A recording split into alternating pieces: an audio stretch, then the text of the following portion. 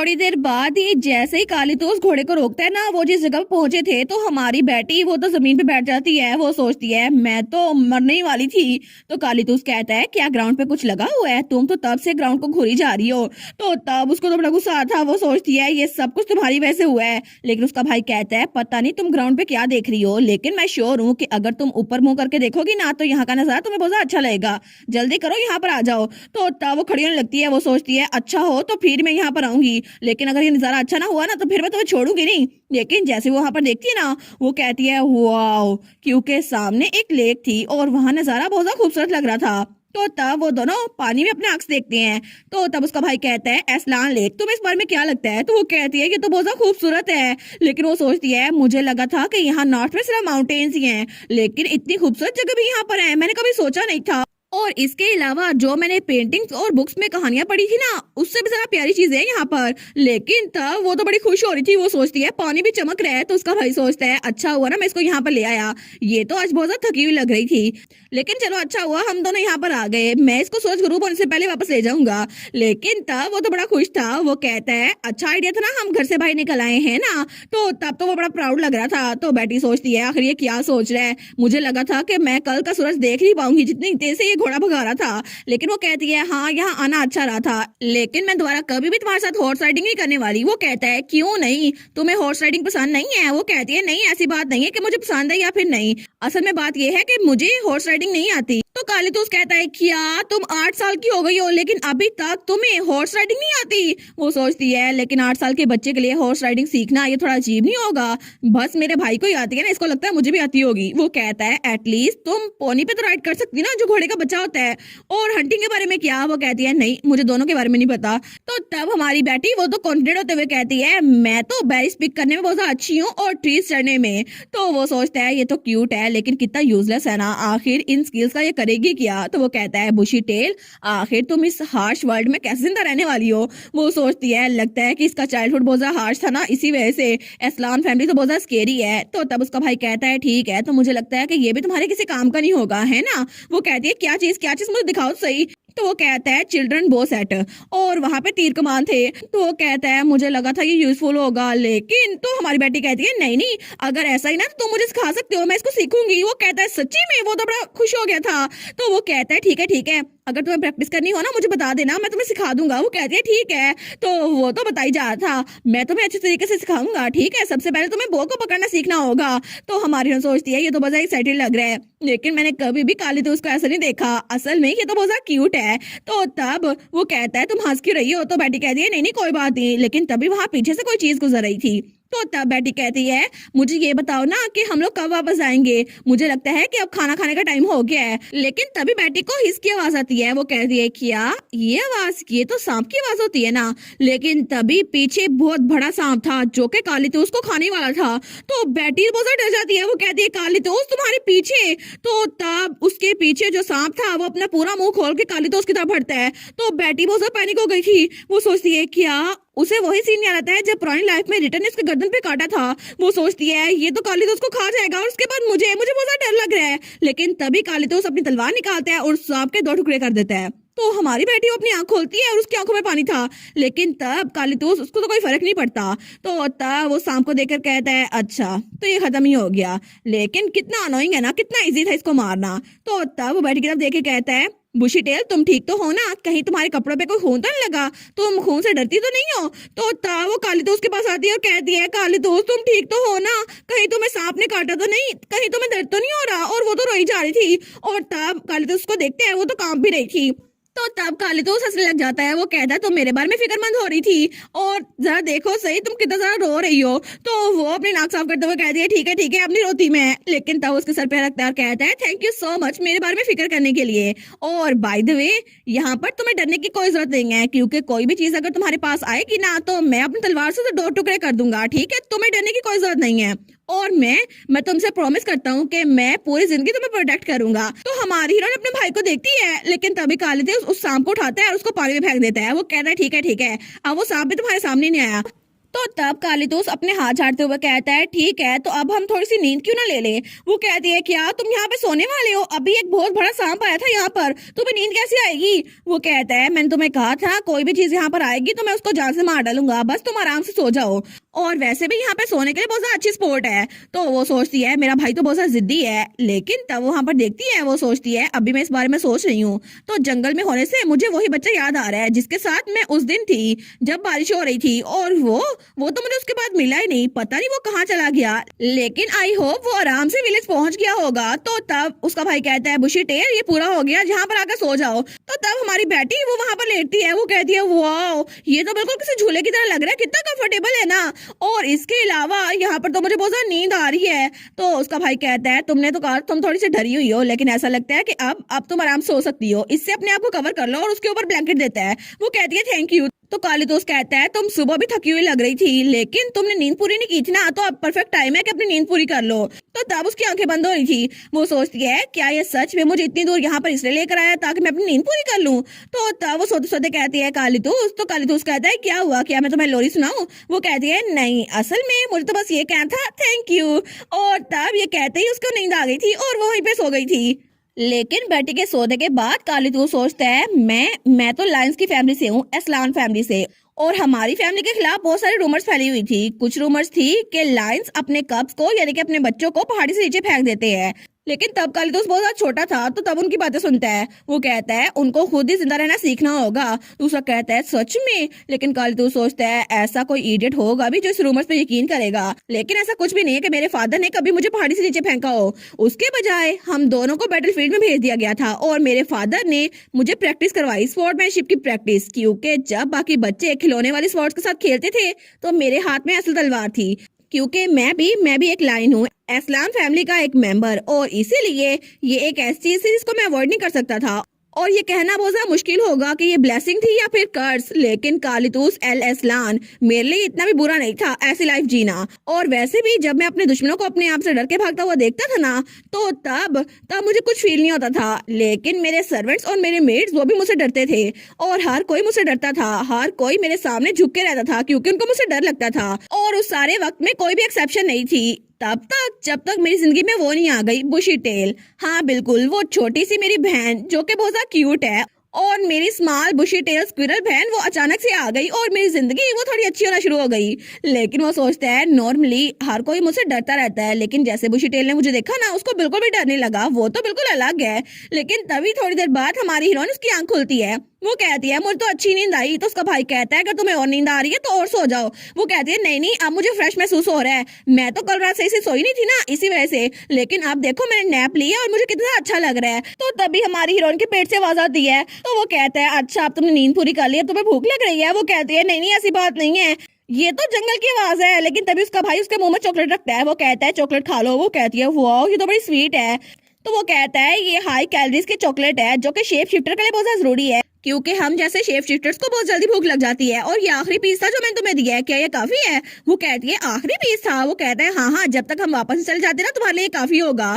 तो वो कहती है सच में ये मसला नहीं है, लेकिन क्या तुम्हें भूख नहीं लगी? वो कहता है नहीं मैं तुम्हारे जैसा नहीं हूँ। लेकिन तभी कालीतूस के पेट से भी आवाज आती है, तो बेटी कहती है हैं देखा? वो कहती है मैंने कहा था तुम्हें भूख लगी होगी, तुमने मुझे क्यों दे दिया? वो सोचती है मुझे यकीन नहीं आता कि ये इसने भी वही किया है, ये तो डेजा वू हो गया ना, उस लड़के ने भी ऐसा ही किया था जो कि कालीतूस की उम्र का था, मुझे जंगल में मिला था और उसने भी अपना आखिरी खाना मुझे दे दिया था। लेकिन आखिर ये दोनों ऐसे हैं क्यों? तो तब वो सोचती है मुझे यहाँ पे टुबरोजम नजर तो आ रहे हैं, लेकिन मैं अपने भाई को कुछ टेस्टेड खिलाना चाहती हूँ। तो तभी वो ऊपर देखती है तो वहाँ पे अनार और बाकी की चेरीज लगी हुई थी। तो तब वो गिलहरी वाली फॉर्म में आ जाती है। तो उसका भाई कहता है बुशी टेल, तो वो जल्दी से पेड़ पे चढ़ती है। वो कहता है आखिर अचानक से तुमने छुपना क्यों शुरू कर दिया? तो उसका भाई कहता है तुम नीचे आ सकती हो, तुम्हें किसी से खतरा है ना तो मैं तुम्हें प्रोटेक्ट करूंगा। लेकिन तब वो कुछ बेरीज उतार के अपने भाई के पास लेकर आई थी। वो कहता है क्या ये मेरे लिए हैं? वो कहती है हाँ इसको खाओ, लेकिन वो तो अपनी स्क्विरल वाली लैंग्वेज में कह रही थी ना। वो कहती है ये तो चॉकलेट की तरह स्वीट होंगी। तो तब उसका भाई कहता है क्या तुमने ये सारे के सारे नट्स मेरे लिए पिक किए हैं?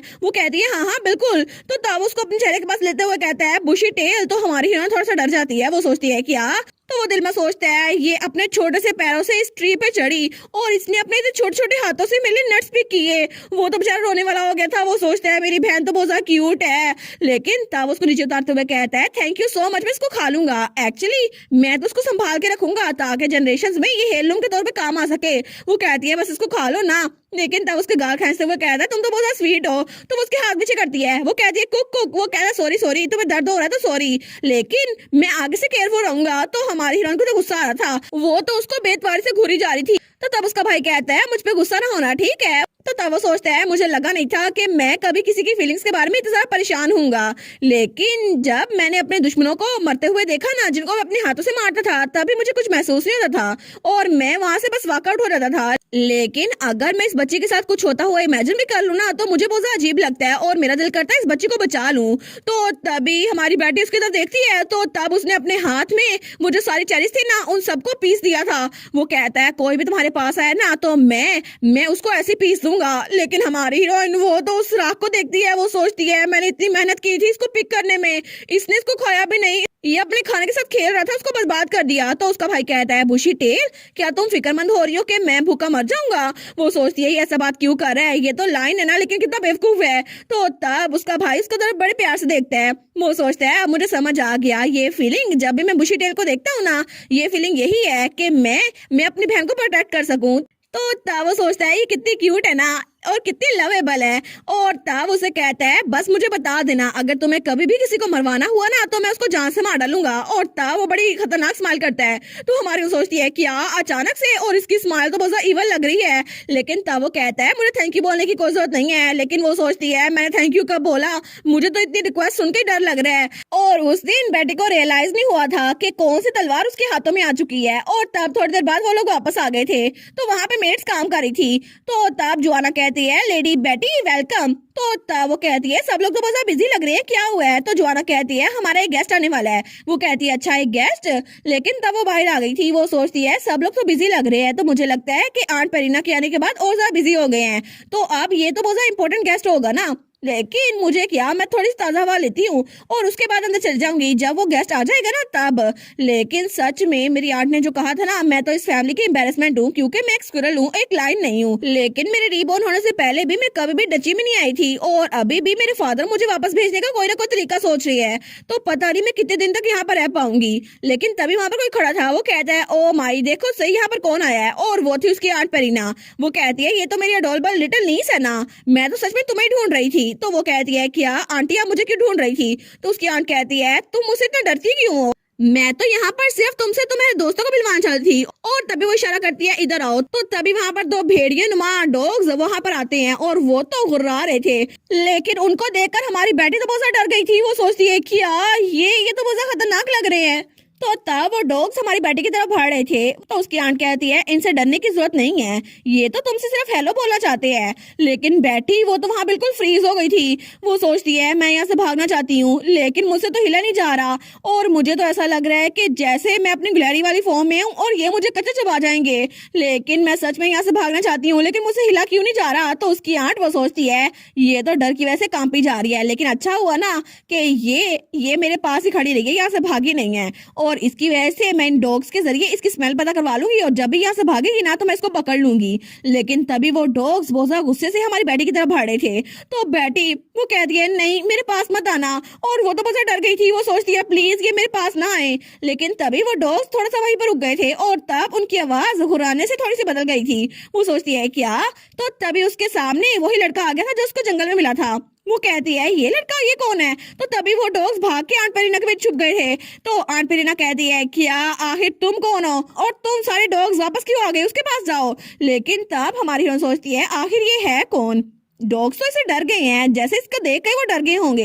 लेकिन यहाँ पर क्या कर रहा है, ये तो मुझे बहुत ज्यादा फैमिलियर लग रहा है। लेकिन जैसे वो उसके चेहरे की तरफ देखती है ना और उसकी आंखों की पट्टी देखती है, तो तब वो कहता है तो आपको डॉग से डर लगता है माय लेडी। लेकिन हमारी उन कहती है अच्छा तुम तो वो जंगल वाले बच्चे हो ना। लेकिन तभी उन दोनों के दरमियान काली तूस रहता है। वो कहता है ओए तुम मेरी बहन से दूर हो ना। तो वो लड़का कहता है तुम तो बड़े फास्ट थे कार्ल। लेकिन हमारी सोचती है क्या ये काली तूस को जानते हैं, इसका मतलब है कि ये वही गेस्ट है जो आ जाने वाला था। लेकिन वो कहता है मैंने तुम्हें कहा ना मेरी बहन से दूर रहना। तो तभी वहाँ पे ड्यूक अपने सिपाहियों के साथ भी आ गया था। वो कहता है कार्ल, मुझे लगा था मैंने तुम्हें कहा है कि हमारे गेस्ट को रिसेप्शन रूम तक ले जाओ, आखिर तुम यहाँ पर खड़े क्या कर रहे हो।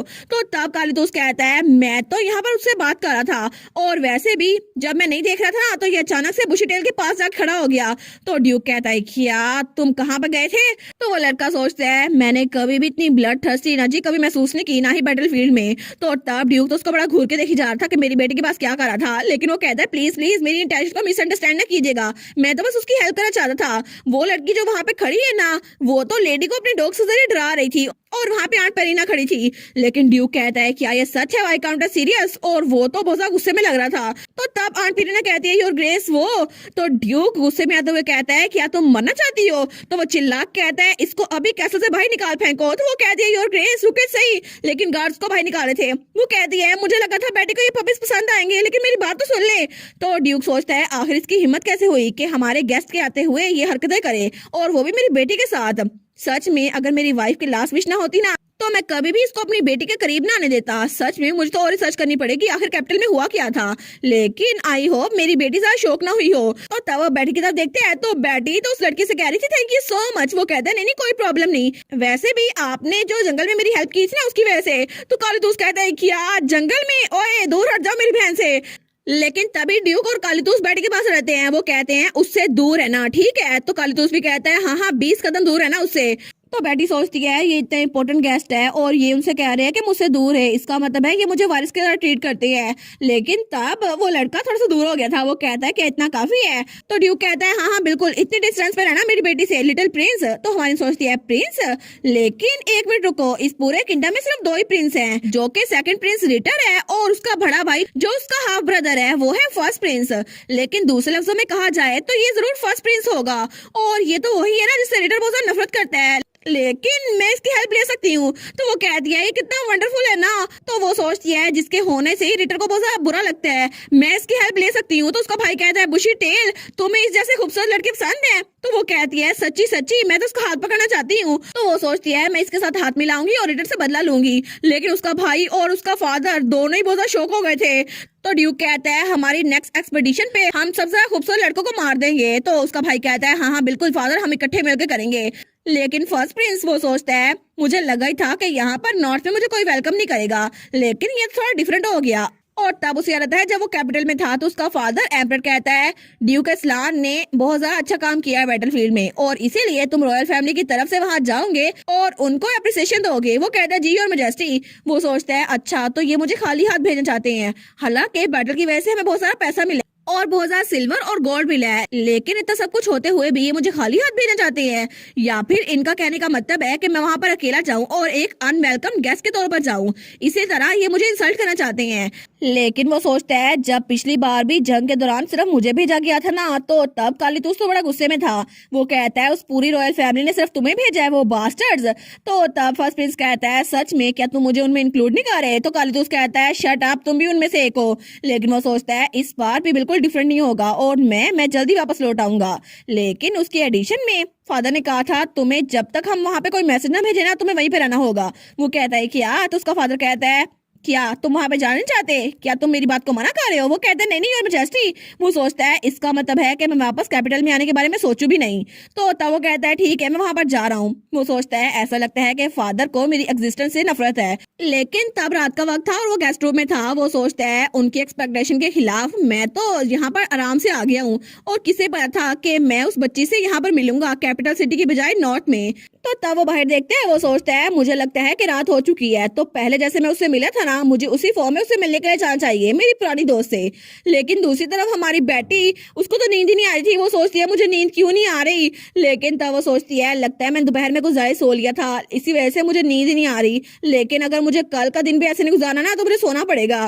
तो तब वो बाहर घुरी जा रही थी, उसको नींद ही नहीं आ रही थी। वो सोचती है काम ही नहीं कर रहा, मैं क्या करूँ, क्या मैं कोई बुक पढ़ लूँ। लेकिन तभी उसे बाहर से आवाज आती है स्टार। वो सोचती है क्या ये आवाज। तो तब वो सोचती है ये तो टेरेस से आ रही है ना, मुझे बाहर जाना चाहिए। तो तभी वो टेरेस का दरवाजा खोलने लगती है। वो कहती है प्लीज जाना मत। तो तब हमारी बेटी टेरेस में आती है तो वहां पे एक ब्लैक कलर का बादल था। वो कहता है मैंने तुम्हें बहुत ज्यादा मिस किया स्टार, कहीं तुम मुझे भूल तो नहीं गई।